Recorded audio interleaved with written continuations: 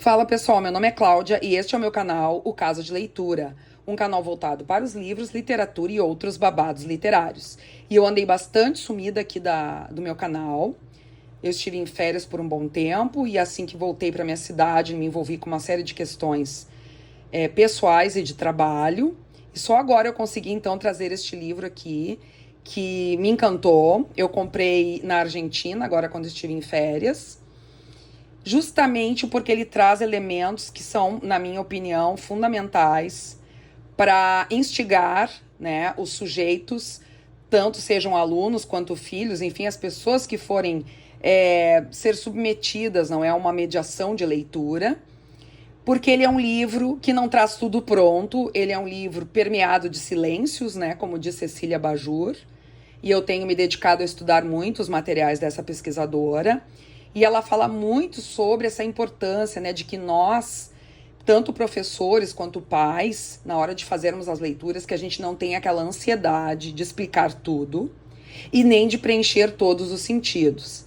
Porque a gente tira, então, né, da criança ou do nosso sujeito leitor ouvinte a surpresa ou a possibilidade de que ele faça as suas intervenções sobre o material, as suas interpretações. E eu acho que esse livro se presta muito a isso. E já começa pelo título, né?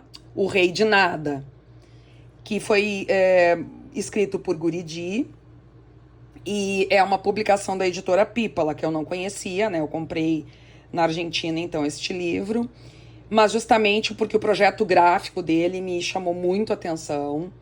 E eu acho que ele promove muito essa questão do silêncio e da abertura, né, de lacunas interpretativas que são bastante importantes. Então, me parece que uma boa abordagem para começar esse livro, como eu sempre sugiro, é justamente chamar a atenção para os elementos da capa, não exatamente apontar, mas perguntar para os alunos, para os nossos filhos, né, o que chama a atenção nessa capa e como é que isso é possível, um rei de nada, né?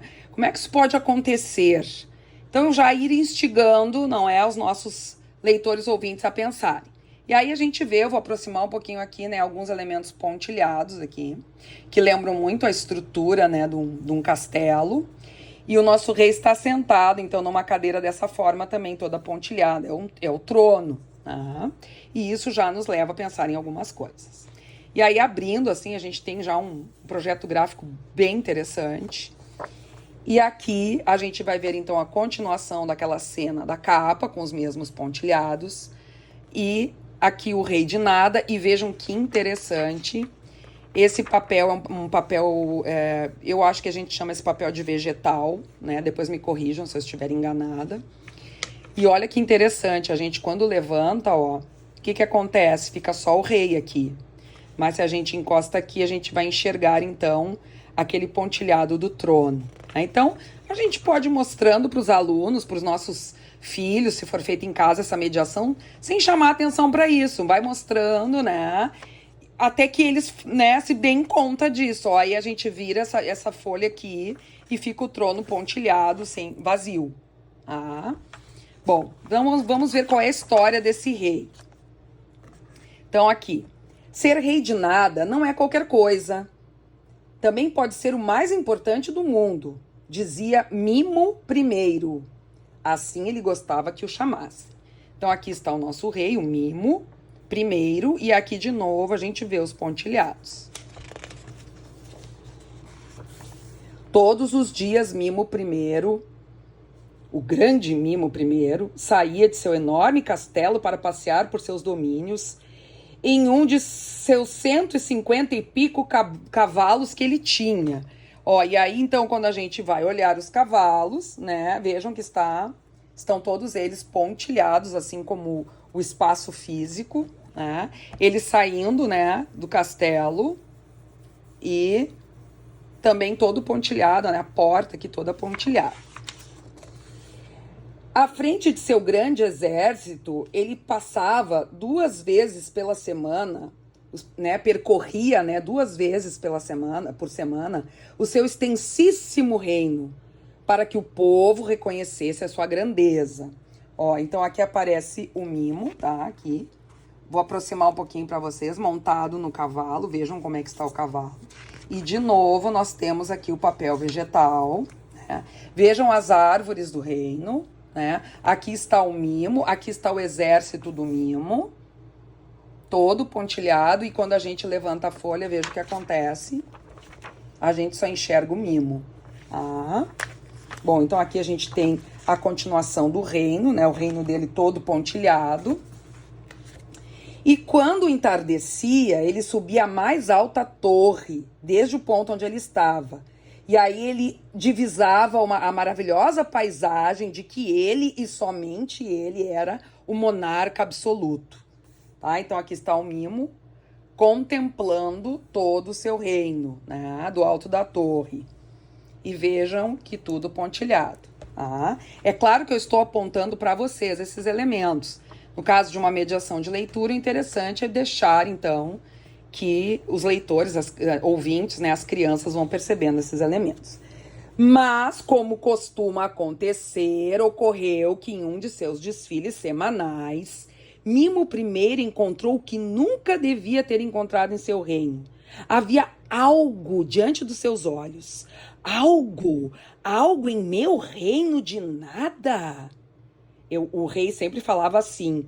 Ele dizia a si mesmo que um rei deve marcar muito cada sílaba que pronuncia. Somente assim ficaria para a história. Não pode ser, disse, não pode ser, repetiu indignado. Ele também pensava que a indignação era coisa de reis. Vejam o que o mimo encontrou. Esse pontinho vermelhinho, o que será que é isso, hein? O que vocês acham? Então, são perguntas que a gente pode ir fazendo para as crianças, não é? E elas vão especulando, né? Levantando hipóteses, né? Então, vejam que esse é um livro que realmente, como diz Cecília Bajur, ele é permeado de silêncios, porque nem tudo é dito, né? Nem pela escrita e nem pela ilustração. Então, bota a gurizada para pensar. Aí ele ficou apavorado, isso é coisa de bruxas, ou do diabo, ou de bruxas endiabradas. Aí ele desceu do cavalo e ordenou seus incríveis soldados que se apressassem a encarcerar esse algo. Mas, como esses soldados não se atreveram, ele mesmo agarrou este algo e, resmungando, o encarcerou. Então ele mesmo pegou. Por que será que esses soldados incríveis dele não foram lá pegar este algo que ele não sabia o que era? Será que esses soldados eram covardes? O que será? Vejam os soldados todos pontilhados. Tá? Eu também não vou dizer para vocês. Depois, se alguém quiser me escrever aqui no canal, pode me dizer qual é a sua hipótese. Aí o mimo ficou realmente muito assustado e começou a encontrar algos por todas as partes. E se apoderam do meu castelo. E com tanto o rei acabou adormecendo. E aí ele sonhou, né, que milhares de terríveis algos, né, haviam se convertido em maravilhosos nadas, que ele conseguia com a sua espada domar esses algos, né, que ele chamava de algos, porque ele não sabia o que era, né, mas ele dominava com a sua espada e tal. Mas quando ele despertou, ele se deu conta que aquele algo, aquele pontinho vermelhinho, tinha desaparecido. Que? Como? Quando? Onde está? Gritou. Mas por mais que buscasse, Mimo não encontrou. Veja, ele percorrendo todo o castelo, né, subindo as escadas, tentando achar o algo. Basta já!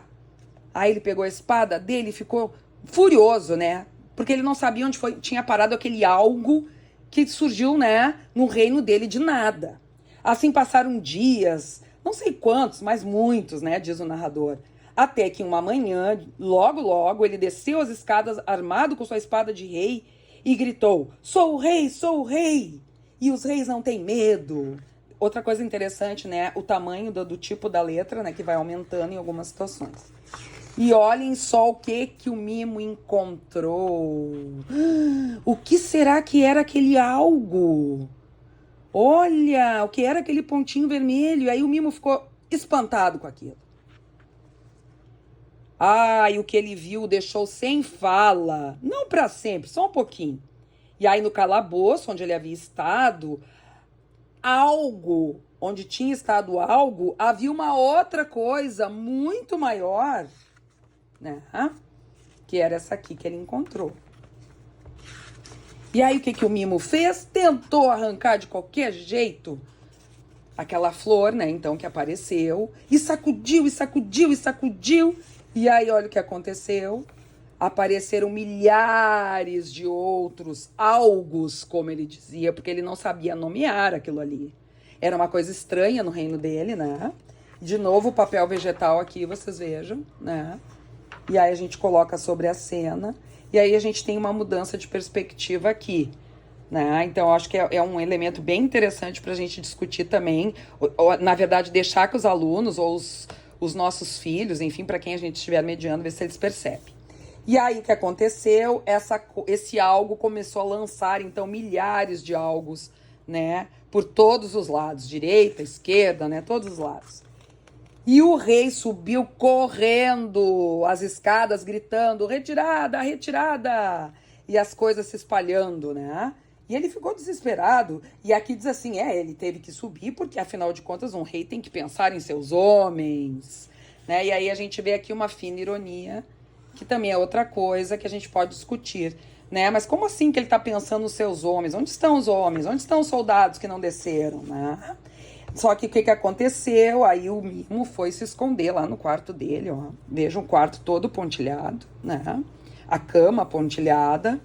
E aí o Mimo, ele foi deitar e pensava, eu sou o rei, eu sou o rei, eu sou o rei. E acabou dormindo novamente. Quando ele despertou, um perfume desconhecido, inquietante, inundava todo o quarto dele, todo o castelo, todo o reino. Mas que perfume era esse? E aí a gente pode perguntar, né, para os alunos, que perfume será que ele estava sentindo, né? E quando ele olha, o que ele enxerga? Ele enxerga tudo. Onde não havia nada, agora havia tudo. E que tudo é esse? E vejam que lá no fundo continuam os pontilhados que representam o castelo, né? Aí volta, ó, a folha de novo, o papel vegetal, e só se destaca a palavra tudo aqui, o rei, e quando a gente vira a folha a gente não enxerga mais nada, só o rei, a palavra todo e a ilustração que está aqui ao lado. O rei tinha diante dos seus olhos milhares e milhares de grandes coisas, feitas de pequenos algos, que convertiam o seu reino de nada em um reino de... E aqui fica um gap, né, pessoal? Fica uma lacuna para preencher com aquela palavra, né? Palavra cheio de, provavelmente, tudo, né? Mas a gente pode deixar isso aqui também suspenso e ver o que as crianças vão dizer. Um reino de... O que será que eles vão dizer? O livro é fantástico, pessoal. Fantástico para interpretação, tá? Das crianças, dos leitores. E aí, quando a gente vira a última página, né? A gente tem o Mimo no centro. E aí tá dito aqui. E o que fez o rei? Nada. Diante disso, pouco se pode fazer, salvo sentar-se a observar e sorrir. Nada mais e nada menos. Bom, pessoal, essa é a minha dica de hoje, né? Caso vocês tenham gostado e tenham a oportunidade, então, de comprar este livro, eu super recomendo. É um livro que realmente faz a gurizada pensar, eu sempre procuro apresentar esse tipo de literatura aqui. Mas ao mesmo tempo, né, ainda que vocês não consigam adquirir esse livro, pelo menos vocês já têm uma noção, né, de como deve ser a escolha, a seleção dos materiais que a gente vai utilizar para fazer uma mediação de leitura. Materiais, literatura que não entregue tudo, que não explicite tudo, que deixe muitos espaços, né, silenciosos, como diz Cecília Bajur, para que a surpresa aconteça. Um beijo grande para vocês e até o nosso próximo Casa de Leitura.